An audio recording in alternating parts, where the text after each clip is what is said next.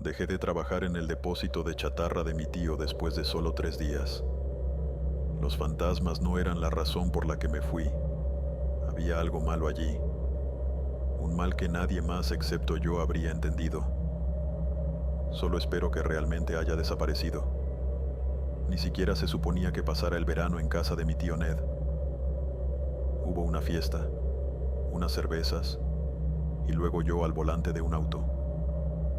Afortunadamente, no me lastimé ni causé ningún daño real, excepto en mi carrera universitaria, ya que un arresto por DUI, conducción bajo los efectos del alcohol, puso mi vida en ruinas.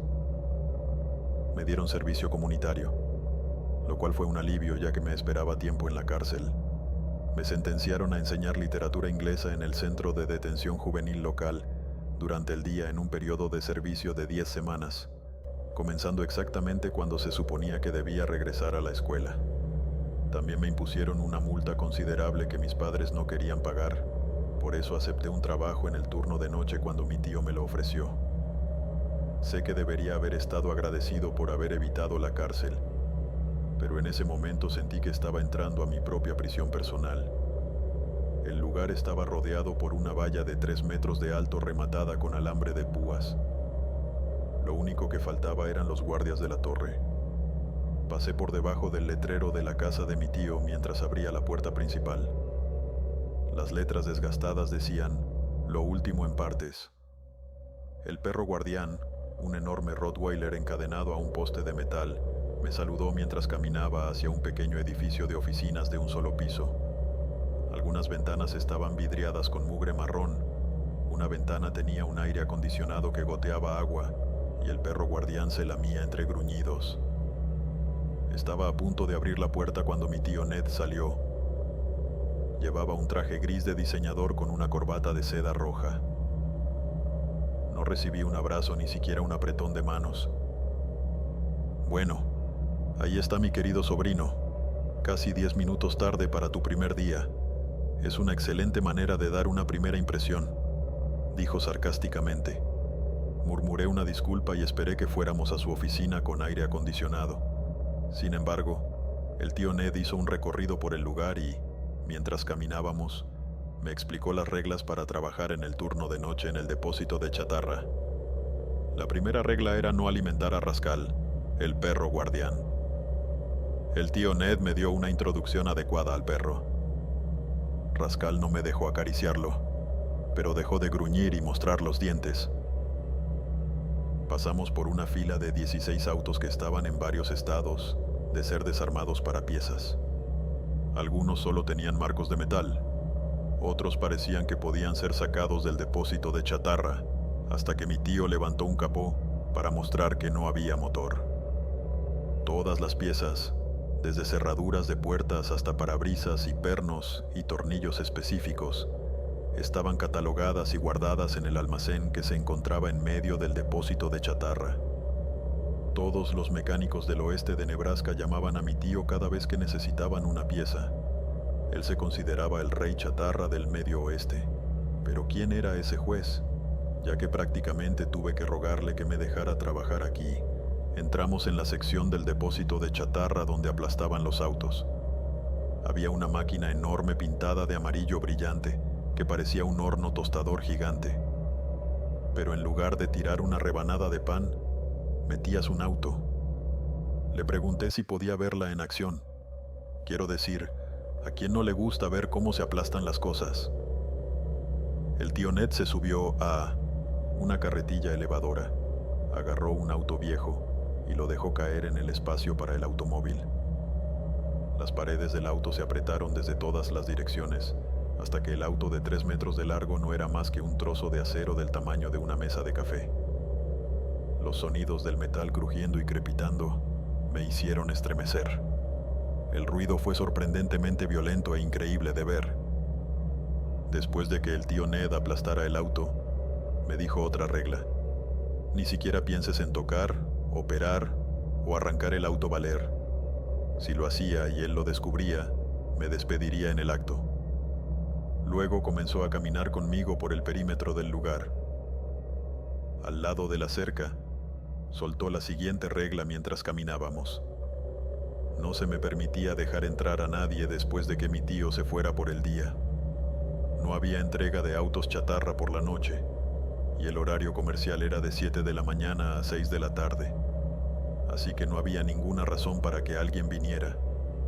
También dejó en claro que no debía dejar entrar a ninguno de mis amigos o a mi novia para pasar el rato conmigo. Si lo hacía y él lo descubría, me despediría. Para asegurarse de que nadie entrara fuera de horario, el tío Ned me encerraría cuando se fuera por el día.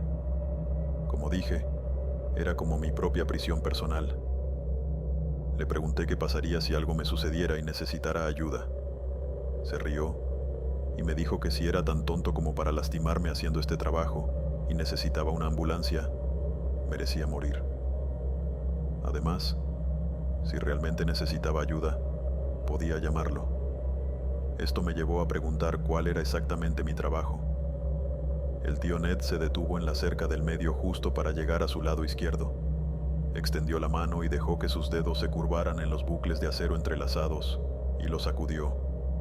Luego se volvió y me dijo que había estado teniendo problemas con los ladrones que saltaban la cerca por la noche y robaban piezas de cobre de sus autos. Cosas como radiadores, tubos de freno y alternadores contienen cobre, y el mercado del cobre estaba por las nubes. Parecía que el ladrido de Rascal era peor que su mordida, y el tío Ned necesitaba a alguien que actuara como vigilante nocturno. Alguien que hiciera la ronda con una linterna para que los cazadores furtivos de cobre lo pensaran 2 veces antes de entrar. De repente lo pensé mejor. Me aseguró que no quería que jugara al héroe. Aunque pensaba que yo era un poco vago, todavía era familia, y su hermana le quitaría el cuero cabelludo si algo me sucediera. Mi tío Ned sintió que mi mera presencia mantendría alejados a los ladrones, y, si sucedía algo, debía llamarlo, y él estaría allí en unos minutos. Sintiéndome un poco más tranquilo, continuamos a lo largo de la cerca cuando noté algo extraño. Cada 20 metros o así, alguien había usado un alambre para sujetar un pequeño crucifijo a la cerca. Conté 3 y, mirando hacia adelante, vi más. Tuve que preguntarle a mi tío al respecto. Me dijo que los trabajadores lo hicieron, tejiendo las cruces en la cerca. ¿Por qué?, pregunté. El tío Ned estaba tranquilo. Su estado de ánimo cambió. De repente se puso agitado, evasivo, casi asustado. Le pregunté de nuevo qué pasaba con las cruces. Señaló 4 autos en el otro extremo del depósito de chatarra. Estaban separados de los demás. Había 2 minivans y 2 sedanes pequeños. Muchos de ellos habían tenido accidentes, algunos peores que otros. Nuestra caminata nos llevó justo en medio de ellos, y parecía muy nervioso de estar allí. El tío Ned me dijo que estos eran los autos de los deudores, como los llamaban sus trabajadores. Eran autos que habían estado en accidentes fatales. Parecía que una vez que la policía terminaba con la investigación del accidente y la compañía de seguros había resuelto todos los reclamos, los autos terminaban aquí, donde serían desarmados para obtener sus piezas. El problema era que los empleados del tío Ned odiaban trabajar en estos vehículos y sentían que era como quitarle las joyas a un cadáver en un ataúd. Sus trabajadores pensaban que nada más que mal karma surgía de trabajar en estos autos. También ha habido algunos incidentes, agregó. ¿Incidentes? ¿Qué diablos quieres decir con incidentes?, dije, deteniéndome en seco. Sabes que es una palabra que cubre mucho terreno. El tío Ned contó que algunos de sus trabajadores habían sufrido sus propios accidentes después de trabajar en los autos, y nuevamente mi tío estaba siendo muy vago. Quería respuestas claras. Está bien. ¿Cuántos trabajadores? ¿Qué tipo de accidentes?, pregunté. El tío Ned explicó que uno de sus trabajadores fue aplastado por un auto deudor hace unos meses, y otro había perdido su mano al cortarse accidentalmente mientras sacaba partes de otro. Por eso los empleados comenzaron a poner los crucifijos en las cercas. Era para mantener el mal aura dentro del depósito de chatarra. No querían que nada los siguiera a casa. Mi tío luchó porque sus trabajadores estaban siendo demasiado supersticiosos. pero él lo permitió. Miré a los 4 deudores y de repente me sentí como si estuviera parado en un cementerio real y cada uno de estos autos fuera una tumba de metal gigante. Le pregunté a mi tío cuántas personas murieron en cada auto y cuáles eran sus historias. Él dijo que no sabía y que no quería saber. Nada cambiaría si conociera alguno de los detalles de los accidentes que trajeron los autos aquí. Su trabajo era desecharlos, y eso es lo que hacía. Sus pies arrastrados y su voz ronca traicionaban su inquietud. Aunque yo también lo sentía, algo en ese lugar se sentía mal. Noté que 3 de los 4 deudores no estaban completamente destrozados. No parecían haber tenido ningún accidente grave. Habían empujado paneles y uno tenía el techo muy aplastado, pero nada que gritara fatal. Aunque el pequeño sedán azul tenía el parabrisas arrancado con un agujero en el medio. Mi imaginación me mostró el cuerpo de alguien arrojado hacia adelante y su cabeza estrellándose contra el vidrio. Me pregunté si aún quedaban mechones de cabello atrapados en los fragmentos. Me estremecí al pensarlo. El único auto que parecía haber sido totalmente destrozado era una minivan negra, aunque en su mayor parte era un trozo de acero arrugado. La puerta del lado del conductor todavía estaba unida y parecía que se podía abrir. El resto del auto no era más que pliegues de metal. Por un momento pensé que del auto salía sangre, pero me di cuenta de que solo era óxido saliendo de su tren de aterrizaje. El tío Ned explicó la regla final en esta área. Como si la trituradora de autos estuviera fuera de los límites, soltó algo sobre problemas de seguro con estos autos, y que no había necesidad de que me preocupara por esta sección del depósito de chatarra cuando hacía mis rondas nocturnas, lo cual estaba bien para mí. Esta área me dio escalofríos. El tío Ned caminó de regreso a su oficina. El recorrido había terminado. Lo seguí unos pasos atrás. Escuché este ruido, un ruido sordo. Me volví para mirar a los deudores, y por una fracción de segundo creí ver a una mujer joven en el Mazda azul. Su cabello rubio estaba enmarañado, su rostro blanco y ojos negros. Estaba golpeando el vidrio como si tratara de llamar mi atención. En ese momento, Rascal ladró y luego dejó escapar un aullido. Me giré para ver al perro llorando y ladrando como si me estuviera advirtiendo. Cuando miré hacia el Honda, la cara en el auto había desaparecido. Me arrastré al lado de mi tío, muy asustado pero convencido de que estaba dejando que toda la charla sobre la muerte se apoderara de mí. Rascal detuvo el ladrido, lo cual también bajó las cosas un poco. Vi a mi tío salir por la puerta, estacionó su auto y caminó de regreso a la cerca. Sacó sus llaves y luego me encerró oficialmente por la noche. Saludó y luego dejó un rastro de polvo detrás de su auto mientras se alejaba. Cuando Rascal me empujó, me di cuenta de que al menos no estaba completamente solo. Me dirigí a la oficina con aire acondicionado. Tomé una cucharada de comida para perros de la bolsa y la serví en el bowl de Rascal cerca del escritorio de mi tío. Rascal se lo comió como si no le hubieran dado de comer en una semana, aunque me sentí como un imbécil por hacerlo. Tuve que sacar a Rascal de la oficina para que pudiera hacer su trabajo de perro guardián. Después de la cena, se necesitó un poco de convencimiento, usando otro plato de comida para sacarlo por la puerta. Noté que eran las 7:30. Tenía otra hora antes del atardecer, cuando tendría que hacer mis primeras rondas en el depósito de chatarra. Tenía los pies en alto y estaba jugando un juego en mi teléfono cuando Rascal comenzó a ladrar. Era un ladrido gutural, lleno de ira. Abrí la puerta y me golpeó un calor. Todavía hacía mucho calor incluso cuando el sol estaba a punto de esconderse bajo el horizonte. Seguí el sonido de Rascal ladrando y entre sus aullidos escuché voces. No pude entender lo que decían, pero eran al menos 2 personas gritando. Corrí por el borde derecho de la cerca y encontré al perro frente a la barrera, ladrando con furia. Le hice saber que estaba bien, y después de aproximadamente un minuto, se cansó y se detuvo. No había nadie a la vista, pero había una manta al otro lado de la cerca, y en el polvo se podían ver huellas. Parecía que alguien estaba planeando escalar la cerca y tirar la manta sobre el alambre de púas para entrar al depósito de chatarra.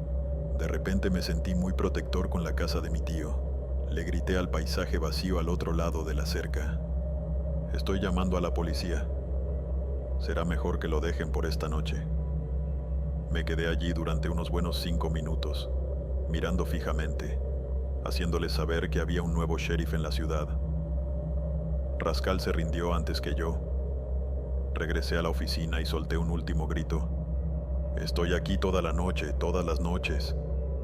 Decidí que al menos durante la siguiente hora debería pasarla en el pequeño porche exterior de la oficina.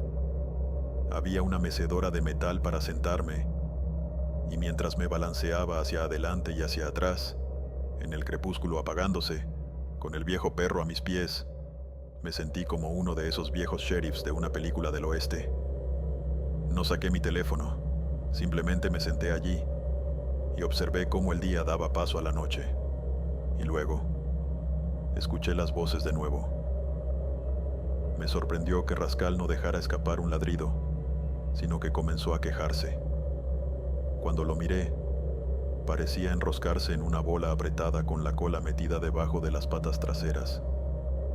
Supuse que los ladrones habían regresado para recoger su manta y podrían intentar otro robo. Agarré la linterna que me dio mi tío y caminé de regreso a la cerca. Enfoqué mi luz hacia la cerca y grité que venía la policía, pero las voces no se detuvieron. Mi linterna encontró la manta exactamente donde había estado cuando Rascal y yo la vimos esa tarde, y luego me di cuenta de que las voces no venían del exterior del depósito de chatarra, sino del interior. Tal vez ya habían saltado la cerca. Giré, dejando que la luz se estirara a través del depósito de chatarra, tratando de encontrar las voces.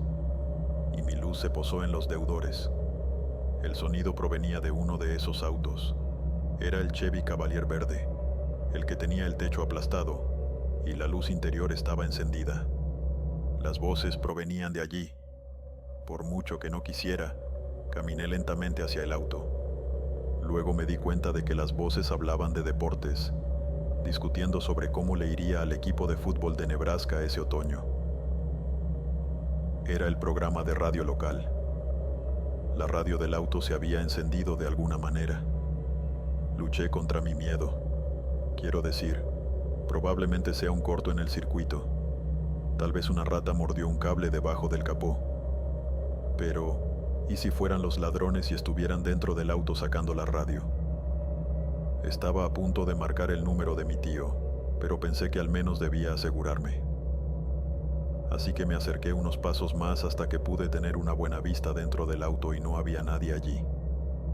Sin darme cuenta, había caminado todo el camino hasta el Chevy verde. Las voces de la radio ahora estaban debatiendo si tenían un mariscal de campo que pudiera llevarlos al campeonato. Inspeccioné el interior del auto y confirmé que no había nadie allí.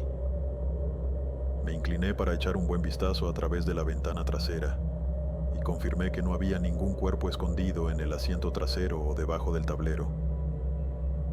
Solo estaba yo en el Chevy verde. Alcancé la puerta del lado del conductor y le di un tirón. Efectivamente, el tablero estaba iluminado y la radio estaba encendida. Me senté en el asiento del conductor, teniendo que encorvarme debido al techo aplastado, y luego alcancé el dial de la radio para apagarlo. Fue entonces cuando la puerta del auto se cerró de golpe.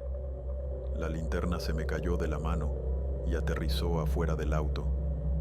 Intenté empujar la puerta para abrirla, pero no se movía. No pude evitar pensar en el rostro de la mujer rubia que creí ver en el otro deudor, y comencé a entrar en pánico. Golpeé todo mi peso corporal contra la puerta, pero no se movió. Luego me estiré por el lado del pasajero y probé la puerta nuevamente. Nada. Mis manos alcanzaron el volante.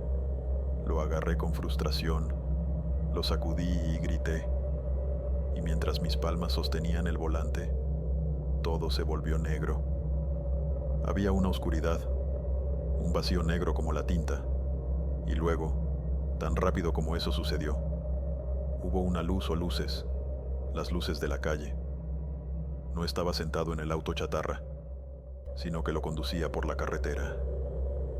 La radio estaba encendida, los deportistas ladraban de nuevo, pero los jugadores de los que hablaban eran de hace 2 años. Las luces de la calle pasaban a mi lado y miré el velocímetro. Estaba yendo a 110 millas por hora. Quien conducía este auto era un verdadero demonio de la velocidad. De repente, mi mano derecha se agachó y presionó un botón en la radio, cambiando la estación de la radio hablada a música. Sonó la canción Free Bird y la guitarra gimió. Sentí que mi pie presionaba el acelerador. Una señal de carretera borrosa pasó junto a mí.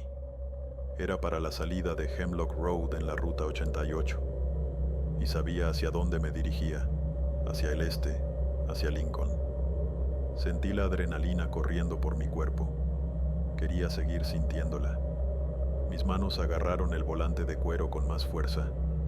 Dejé que mi mirada pasara de la carretera al espejo retrovisor, pero no me vi.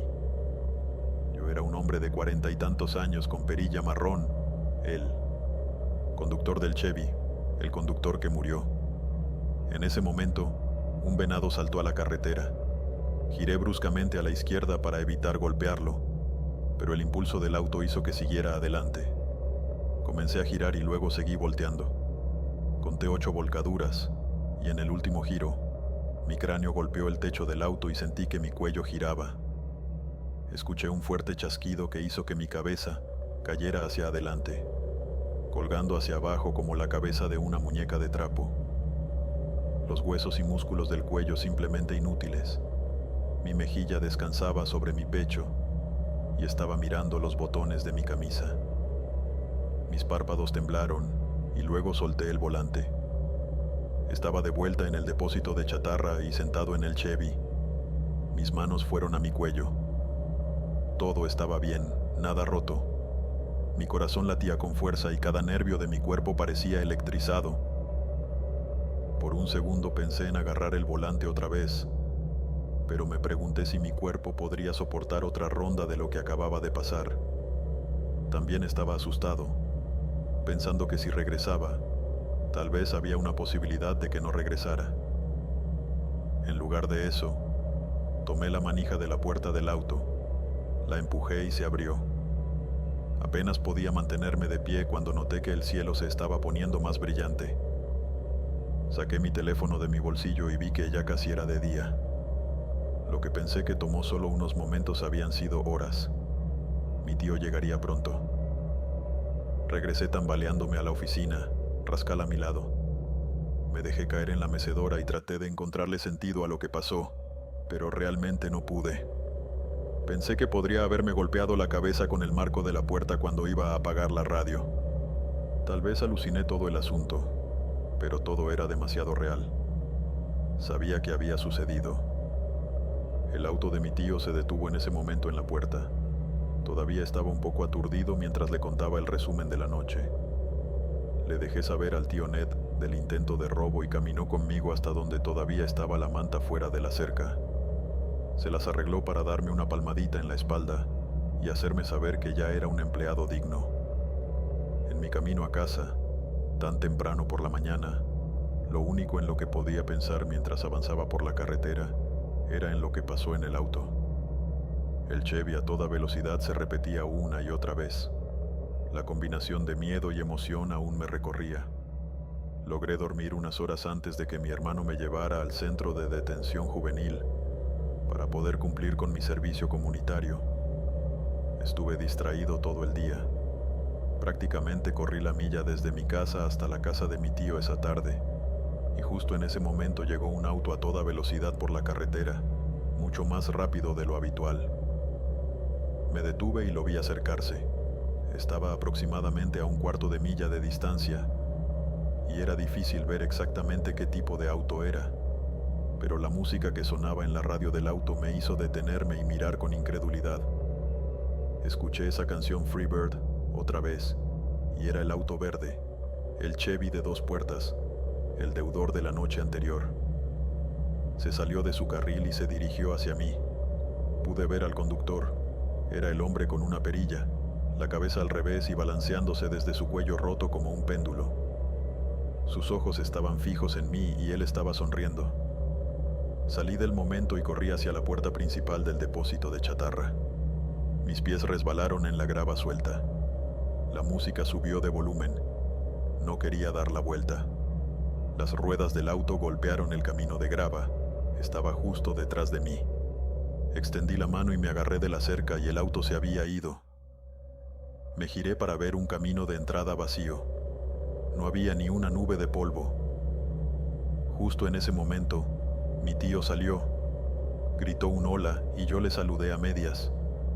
Aún intentaba descubrir qué diablos acababa de pasar. Mi espalda estaba mojada por el sudor y luché por recuperar el aliento cuando el tío Ned se acercó para dejarme entrar. Por supuesto, no podía decirle lo que acababa de pasar. Ninguna persona en su sano juicio lo entendería. Mi tío se fue más temprano que la noche anterior, ya que esta vez no tuvo que repasar las reglas, las que ya había roto. Incluso después de lo que sucedió antes en el camino, todavía quería experimentar estar en el deudor una vez más. La curiosidad fue abrumadora.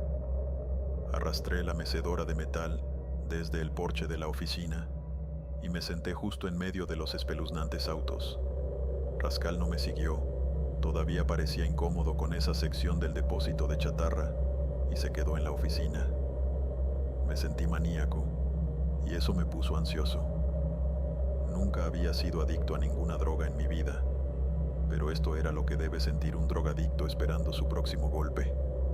Estaba tratando de decidir qué auto probar a continuación, y mis ojos seguían fijos en la minivan negra, la que estaba casi destrozada. Por alguna razón, sentí que tenía que esperar hasta que el sol se pusiera, como si eso fuera parte del ritual. ¿Era este ahora mi ritual? Miré por encima del hombro. El sol parecía una mandarina a punto de caer de una mesa y luego desapareció. Pero todavía no estaba oscuro, así que esperé. La puerta negra de la minivan se abrió con un chirrido. Había leído mi mente de alguna manera. Estos autos ahora estaban conectados a mis pensamientos. Me deslicé en el asiento del conductor. Tuve que acomodarme allí. Me senté y luego la puerta se cerró sola. Hubo un momento de duda, una sensación de que esto estaba mal, pero el deseo abrumador de saber sobre los otros deudores anuló todo. Mis manos encontraron el volante. Hubo un destello negro y luego estaba conduciendo en la minivan. Era una tarde lluviosa y húmeda. Miré el radiorreloj y parpadeó a las 3 de la tarde. No podía ubicar la autopista en la que estaba esta vez. Era un gran carril de 3 carriles en ambas direcciones, probablemente una de las interestatales. Mis ojos se dirigieron al velocímetro. Marcó una velocidad razonable de 65 millas por hora. La lluvia golpeó el parabrisas. Subí los limpiaparabrisas otra muesca, pero no sirvió de mucho para limpiar el vidrio. Se escuchó un trueno, y luego la carretera se iluminó cuando un rayo cayó al suelo cerca. Quería ver quién era, así que miré por el espejo retrovisor y vi a una mujer pelirroja con una gorra de béisbol que decía «Princesa» en el frente, probablemente alrededor de los 30. Le sonreí, tratando de ver si la mujer también sonreía, pero luego vi algo que hizo que esa sonrisa desapareciera. En el espejo retrovisor, no solo vi a la mujer, sino a un gran camión de 18 ruedas encendiendo sus luces para sacarme del carril. No. Sí. No quería experimentar esto. Intenté soltar el volante, pero no pude. Era como si mis manos estuvieran soldadas al volante. El auto no me iba a dejar salir. Intenté cerrar los ojos, pero no pude. De repente, no estaba esperando una experiencia eufórica de thrill ride. Me dolían los músculos del brazo mientras luchaba por liberar mis manos. Vi el camión acercándose rápidamente detrás de mí en el espejo retrovisor, pero ni ella ni yo hicimos clic en el intermitente. Ella era uno de esos conductores testarudos que no quieren cambiar de carril. El camión aceleró. Estaba casi encima de ella o de mí. Éramos iguales. Grité, esperando poder de alguna manera sorprender al conductor para que se moviera y cambiara lo que estaba a punto de suceder, pero sabía que no podía. Mi vista se desplazó del espejo retrovisor al parabrisas. A través de la neblina del agua, pude ver las luces de freno de alguien que se detuvo adelante. Mi pie pisó los frenos, reduciendo la velocidad, pero el camión detrás de mí, no. Se estrelló contra mí con la fuerza de 1000 mazos, embistiéndome contra el camión detenido justo delante. Vidrios y pedazos de metal cayeron sobre mí. Las bolsas de aire explotaron y luego todo se volvió negro nuevamente. Mis manos soltaron el volante. Me caí de la minivan. Mi cara golpeó el suelo. Salí del auto a 4 patas y cuando estaba a unos 6 metros de distancia, me giré y vi cómo la puerta se cerraba. Mis piernas se sentían como gelatina mientras me tambaleaba hacia la oficina. Me desplomé en la silla junto al escritorio del tío Ned. Mis dedos apagaron el interruptor del aire acondicionado. Ya estaba temblando. Las siguientes 5 horas las pasé mirándome en un espejo encima de un archivador gris. El horrible choque de la minivan se repetía en mi cerebro. El auto de mi tío se detuvo en la oficina y me sacó de ahí. Tío Ned me preguntó si todo iba bien cuando pasé junto a él hacia la puerta principal. Le grité que no había pasado nada, que lo vería más tarde. De camino a casa, mis ojos escanearon la carretera en busca del Chevy verde o la minivan negra. Cada automóvil que se aproximaba me hizo salir corriendo del arcén y esconderme, esperando a que pasara el vehículo antes de volver a caminar. Lo que debería haber sido un paseo de 25 minutos tomó casi 1 hora. Cuando finalmente llegué a casa, mi madre quería saber qué pasaba. No había forma de ocultar el pálido shock en mi rostro. Le dije que no era nada, solo la falta de sueño, y dejé que la cama me tragara cuando llegué a mi habitación. La alarma me despertó. De alguna manera, pude dormir unas horas antes de irme a mi trabajo docente. Mi hermano me envió un mensaje de texto diciendo que estaba afuera y listo para llevarme al centro. Me comí un plátano y estaba a punto de salir por la puerta principal cuando vi una vista de nuestro camino de entrada. Había una minivan negra sentada en él, la misma que conducía la noche anterior. Me detuve y me acerqué a la ventana frontal, mirando a través de las persianas. El auto de mi hermano estaba en la calle esperándome, y la minivan estaba en el camino de entrada. Di un paso atrás. Parpadeé un par de veces, tratando de despejar cualquier locura que pudiera haber entrado en mi mente, antes de volver a mirar por la ventana. Le envié un mensaje de texto a mi hermano y le pregunté si había una camioneta en nuestro camino de entrada, y me respondió que debía dejar de perder el tiempo si no quería llegar tarde. Me acerqué a la ventana y miré de nuevo. La mujer pelirroja tenía la cara pegada a la ventana. Sus ojos eran orbes negros mientras me miraba fijamente. En ese momento, recibí otro mensaje de texto que decía, «Te llevará allí». El teléfono se me cayó de las manos. Se escuchó el sonido de otro mensaje de texto y levanté el teléfono, aterrorizado por lo que podría leer. Pero solo era mi hermano dándome una advertencia final. Le envié un mensaje de texto diciéndole que no me sentía bien y que iba a perder mi servicio comunitario ese día. Lo escuché salir de la acera. Cuando miré por la ventana delantera, la camioneta también se había ido. Volví a la cama, pero no podía dormir.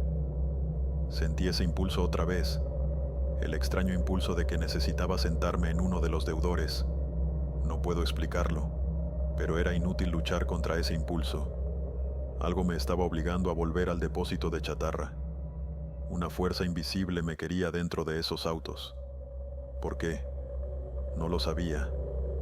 Lo único que sí sabía era que no podía luchar contra ese deseo de estar dentro de los deudores otra vez. No recordaba salir de mi casa y caminar por la carretera hasta la casa de mi tío. Cuando me dejó entrar por la puerta, estaba un poco susceptible. Mi tío quería saber por qué la mecedora estaba en medio de los deudores. Solo le dije que no era yo, lo que solo lo enojó más. ¿Quién más pudo haber sido? Recuerda las reglas, dijo. Simplemente lo ignoré y dije que estaría atento a los ladrones esa noche. El tío Ned emitió una advertencia final para que hiciera exactamente lo que me estaba pagando y nada más, y luego se fue. Dejé a Rascal en la oficina. Se acurrucó cerca de la mecedora, sentado en él, suelo en medio de los deudores. Puse mis ojos en el Mazda azul, el auto que primero me llamó la atención, el que tenía el rostro de mujer fantasmal que me miró fijamente el primer día. La puerta se abrió y escuché a Rascal gemir. Bajé la cabeza y me agaché en el auto azul, el que tenía el agujero en el parabrisas. La puerta se cerró con un fuerte golpe. Miré alrededor del interior. No hubo ningún daño real. La bolsa de aire se había disparado y todos los vidrios de los indicadores del tablero estaban destrozados, pero por lo demás, el auto no parecía haber tenido un accidente fatal. Mis manos se posaron en el volante y luego mis dedos se curvaron alrededor de él. Una cortina negra cayó a mi alrededor y luego estaba conduciendo en la oscuridad. Era de noche. Estaba en una carretera secundaria. Podría haber estado en cualquier lugar dentro de 800 kilómetros. No había señales, edificios ni marcadores de autopista. Era una carretera rural de 2 carriles atravesando un lugar en particular. No había luces en la calle. La única luz era la de uno de mis faros delanteros. Miré por el espejo retrovisor para ver mi cara. Era la que vi en la ventana trasera cuando caminaba lejos de los deudores el primer día en el trabajo. Pero esta vez no era un cadáver, sino que era un vibrante de 20 y tantos años con cabello rubio y ojos azul pálido. Un pequeño unicornio de peluche colgaba del espejo. La radio estaba encendida. La canción era algo country, un tipo cantando sobre el amor perdido. No llovía, no estaba acelerando, y por un momento todo parecía estar bien. Y luego los faros del Mazda captaron algo más adelante en el lado derecho de la carretera. Había un auto blanco, un pequeño Cooper con el capó levantado. Sentí que tocaba el freno, tirando lentamente detrás del vehículo averiado. Luego sucedió algo extraño, un nuevo giro en la experiencia del deudor. Yo, o ella, ambos dejamos el auto. Ahora parados miramos a nuestro alrededor. Asomamos la cabeza dentro del auto. No había nadie. En ese momento, escuché al conductor rubio gritar si alguien necesitaba ayuda, y no hubo respuesta. Luego sacamos nuestro teléfono, tomamos una foto del auto y su matrícula. Estaba de nuevo detrás del volante con la llave en el encendido. Nos alejamos del auto blanco. Estaba a punto de abrocharse el cinturón de seguridad cuando echó un último vistazo al Cooper averiado en el espejo retrovisor. Pero en lugar de un auto, vimos a alguien sentado en el asiento trasero, un hombre con un pasamontañas rojo y gafas de sol espejadas. Hubo un grito, su grito, y luego sentí un cinturón de cuero alrededor de mi cuello, apretándolo con fuerza. No podía respirar. El cuero rígido cortaba mi piel. Tuve que soltar el volante para intentar deslizar mis dedos debajo del cinturón y ganar algo de espacio para aspirar un poco de aire. El auto serpenteaba en la carretera, deslizándose a izquierda y derecha. Mis piernas se estrellaron contra el tablero. Mis talones rompieron el vidrio en los indicadores.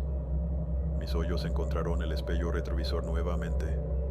Pude ver al hombre enmascarado con gafas de sol inclinado sobre el asiento delantero.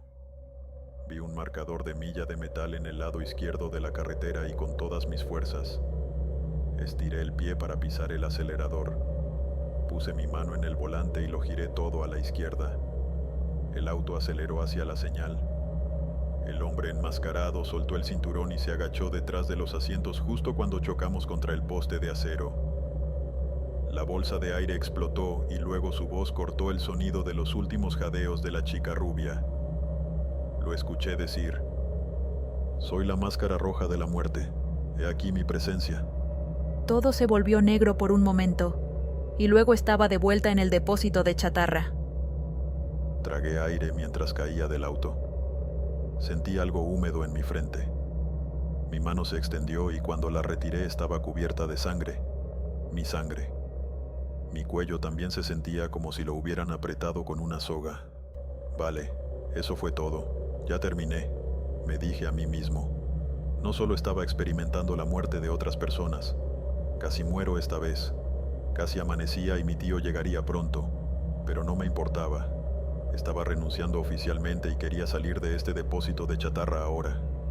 No podía pasar ni un minuto más en este lugar. Me arrastré hacia la oficina. Abrí la puerta y comencé a saquear la habitación buscando otra llave para salir. Revisé el archivador y luego abrí todos los cajones del escritorio de mi tío. En uno de los cajones había un pasamontañas rojo, un cinturón de cuero y gafas de sol espejadas. La habitación comenzó a girar. Di un paso atrás. Me desmayaría si no me sentaba. Justo en ese momento, la puerta de la oficina se abrió. La mirada del tío Ned se encontró con la mía, y luego sus ojos se dirigieron al escritorio y al cajón abierto. Retrocedí hasta un rincón más alejado de la oficina. No se dijo una palabra entre nosotros, pero él sabía que yo sabía. Mi tío se agachó y agarró el pasamontañas. Se lo pasó por la cabeza y se deslizó las gafas de sol con espejos. Finalmente, el cinturón se estiró entre ambas manos mientras caminaba hacia mí. En un abrir y cerrar de ojos, el tío Ned se había transformado de un pariente molesto a una amenaza pura. Ya no se desplomaba en la mediana edad, sino que se erguía con los hombros hacia atrás. Parecía grande, su respiración parecía amplificada, los resoplidos y resoplidos de un animal grande, un depredador. Siguió avanzando y dijo: «Soy la máscara roja de la muerte. He aquí mi presencia». Rompió el cinturón en sus manos. Sonó como un látigo. Rascal apareció en la puerta y se quejó. El tío Ned se giró por un momento para mirar al perro. Una distracción que significaba una oportunidad para mí. Salí corriendo y empujé a mi tío para salir por la puerta. Corrí hasta la puerta principal, pasando el auto de mi tío y lo alcancé, pero estaba cerrado. Me giré y vi al tío Ned pisando fuerte hacia mí. Traté de escalar la cerca, pero no pude. Una mano agarró la parte de atrás de mi camisa y me arrojó al suelo. Luego me colocaron el cinturón alrededor del cuello. Me arrastraron hacia atrás y no pude detenerlo. Después de aproximadamente 30 metros de ser arrastrado a través de la tierra, mi tío se detuvo y miré a mi alrededor. Me di cuenta de que estábamos junto al triturador de autos. Luego una bota me golpeó las costillas. Estaba casi inconsciente. A través de la neblina, vi a mi tío abrir el baúl de uno de los autos chatarra. A pesar de que casi me habían pasado, sabía lo que iba a hacer. Traté de levantarme, pero no pude. El tío Ned dio un paso hacia mí con el cinturón una vez más en su mano. Luego se detuvo y se giró hacia la derecha. Dejó caer el cinturón y sus manos se elevaron al frente de él, como para detener algo que venía hacia él. El Mazda azul, el auto del deudor, se estrelló contra mi tío. Su cuerpo rodó sobre el capó y rebotó en el techo. Luego cayó con un ruido sordo al suelo a unos 6 metros de distancia de mí. Lo escuché gemir de dolor y luego el montacargas se puso en marcha, a pesar de que no había nadie detrás del volante. Vi cómo se acercaba al tío Ned. Deslizaba sus 2 horquillas debajo de su cuerpo y lo levantaba. Lo dejaron caer en el maletero del auto. Eso fue todo para mí. Me las arreglé para levantarme y seguí mirando cómo se cerraba el maletero. Luego el montacargas atravesó el auto y lo llevó a la trituradora. Vi el auto destrozarse mientras las paredes se cerraban. Miré hacia el Mazda. La joven observaba mientras el auto de mi tío se apretaba lentamente. Las 4 paredes de la trituradora de autos se soltaron para revelar el trozo de metal que ahora era él. Ataúd del tío Ned. El montacargas lo sacó de la máquina y lo colocó sobre una pila de otros trozos de metal listos para ser reciclados. Ya estaba hecho. El Mazda arrancó de nuevo. La mujer rubia al volante asintió y condujo de regreso a su lugar entre los otros deudores. Después de toda la violencia y el ruido, solo hubo silencio. Me quedé por un momento y luego me di cuenta de que cada uno de los autos en los que había estado me estaba llevando a esto. El Chevy verde no estaba tratando de atropellarme, solo quería asegurarse de que volviera a la casa de mi tío y me pusiera al volante de uno de los deudores. Simplemente elegí al equivocado. La camioneta negra y el mensaje de texto "te llevará allí". Se trataban de asegurarse de que regresara, ya que había elegido el auto equivocado otra vez. Querían que supiera la verdad sobre mi tío, a quien había matado y que volvería a matar si no se detenía. De alguna manera, una persona viva tuvo que reconocer sus malas acciones para completar su castigo. Parecía que los muertos se comunicaban, al menos en este depósito de chatarra. Miré hacia la puerta principal y vi que ahora estaba abierta. En este punto no lo cuestioné, simplemente estaba feliz de que sucediera. Le di a Rascal una última palmadita en la cabeza, otro recipiente con agua y comida, y comencé mi larga caminata a casa. Más tarde esa tarde, cuando regresé a trabajar en el depósito de chatarra de mi tío fingiendo que todo estaba bien, informé que él no estaba por ahí, que su auto estaba allí, que la oficina fue saqueada, pero no había señales del tío Ned.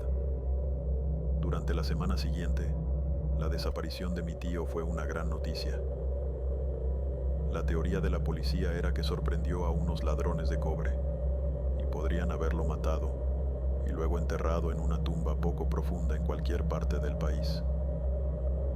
Hubo un funeral un mes después y mi mamá lloró por su hermano pequeño. Y luego, como sucede, las cosas siguieron adelante. Mis padres terminaron adoptando a Rascal y creo que es mucho más feliz como un malcriado couch potato en lugar de un perro guardián para un depósito de chatarra lleno de fantasmas. En cuanto a mí, conseguí un trabajo en el Applebee's local trabajando en el turno nocturno. En mi primer día, mi gerente señaló la pared con las fotos del ex empleado del mes. Miré sobre él y la estrella de febrero 7 meses antes era una cara familiar. Era la joven que conducía el Mazda azul. Solo podía esperar que ahora esté en paz y que ya no conduzca por ese oscuro y solitario camino.